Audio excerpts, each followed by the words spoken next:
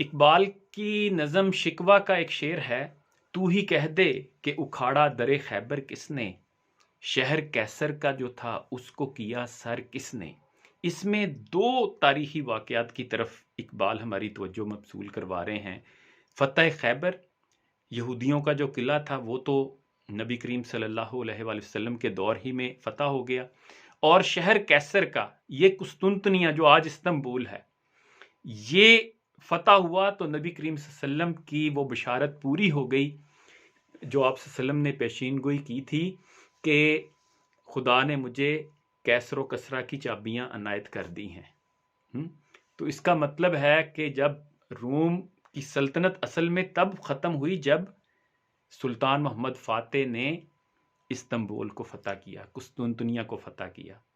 اور ان کی فوجوں کے بارے میں بھی نبی کریم صلی اللہ علیہ وسلم نے جنت کی بشارت دی تھی۔